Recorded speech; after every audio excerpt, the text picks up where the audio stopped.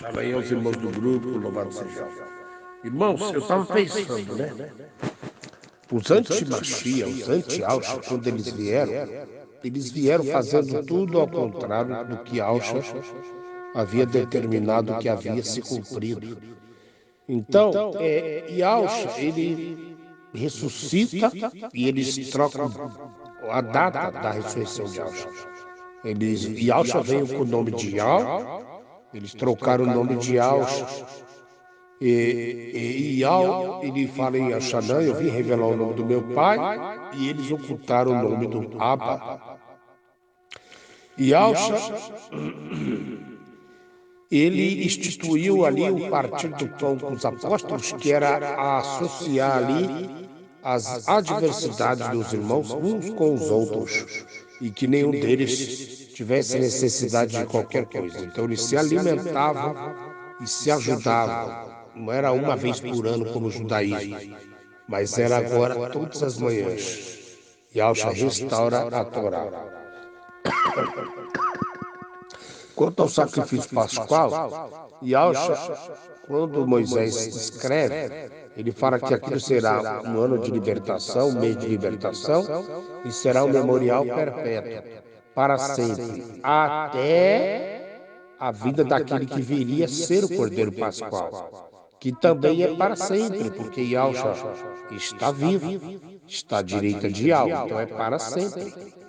Entende? O Cordeiro Pascual, ele morreu, ressuscitou e vive para sempre. Então, isso é de geração perpétua.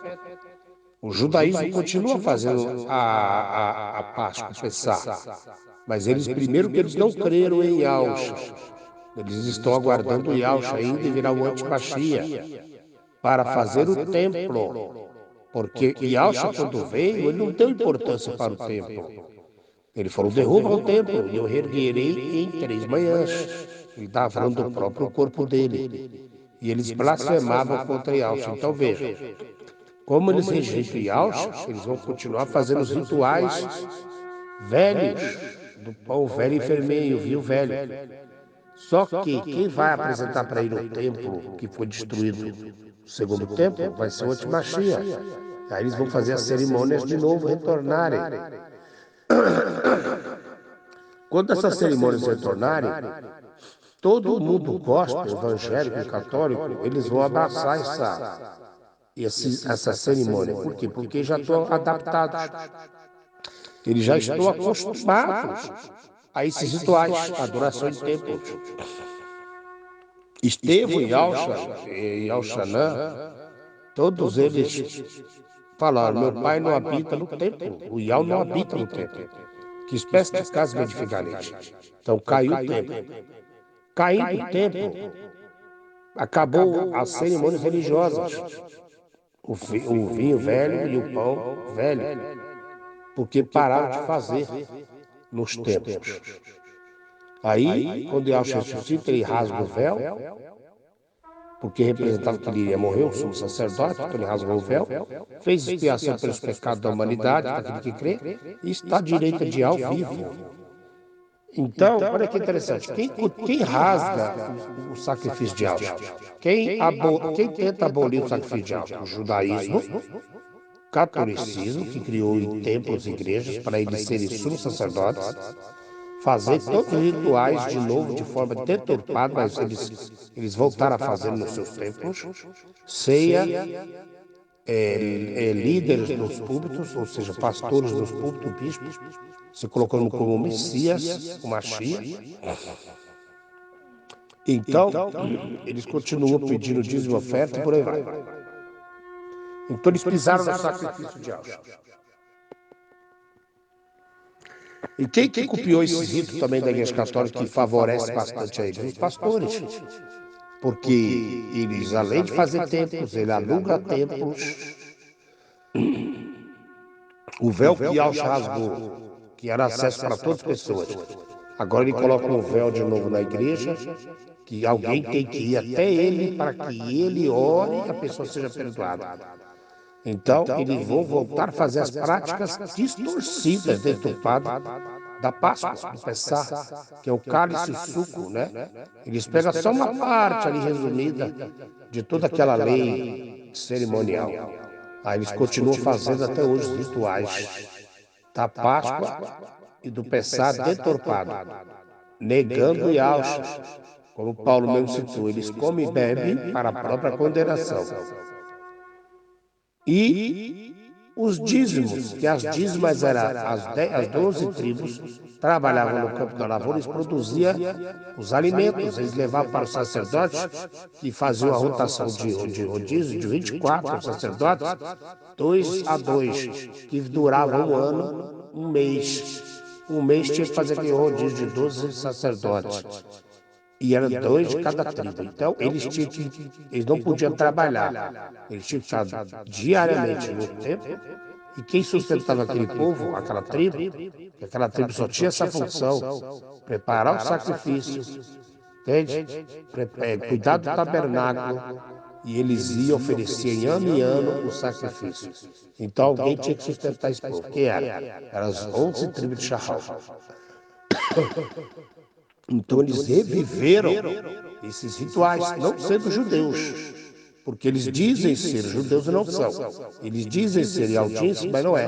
Você vê o tempo de Salomão lá do Massa, lá se ele é abortista, os judeus sionistas também é abortista, por isso que ele é. Ele diz que não trabalha para fazer a obra, então as pessoas têm que levar dízimo para ele. Quer dizer, ele está sendo um judeu, ele está sendo um sacerdote da tribo de Levi, sem ser.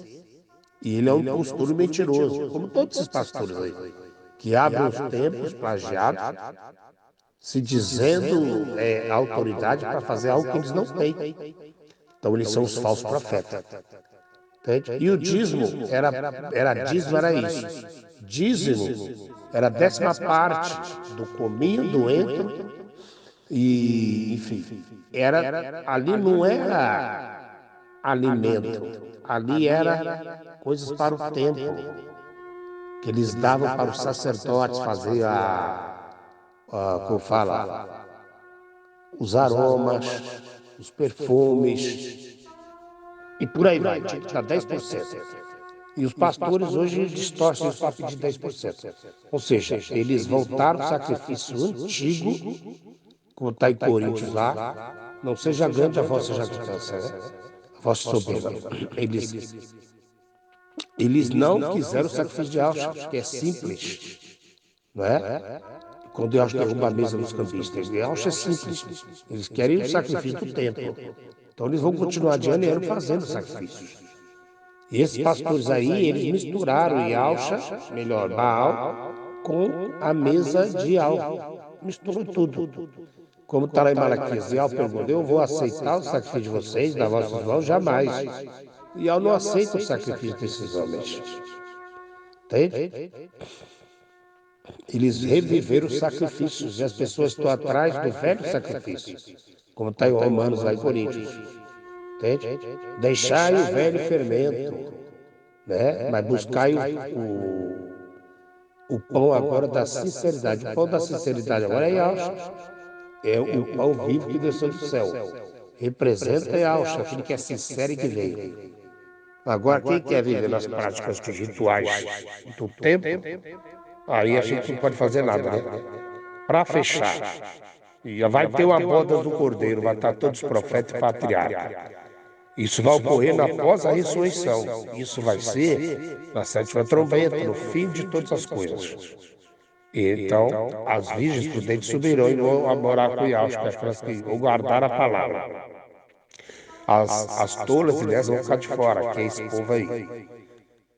Interessante. Lucas capítulo 22, quando Yahshua faz ali a memória em mim, a fazer memória de mim, porque aquela ceia fazia a menção de Yahshua, mas aí quando Yahshua come aquela última ceia com os apóstolos, ele diz: comei e bebei, mas agora fazei isso somente agora no reino de Yahweh. Não comereis mais esta ceia aqui, mas só no reino. E o reino não chegou, ele vai chegar depois da 7ª trombeta. Aí a pessoa pode pegar alguns textos lá que Yahshua comeu pão, ou peixe, mas ele comeu ao partir do pão com os apóstolos, que é outra coisa. A refeição. Yahshua teve com 2 discípulos de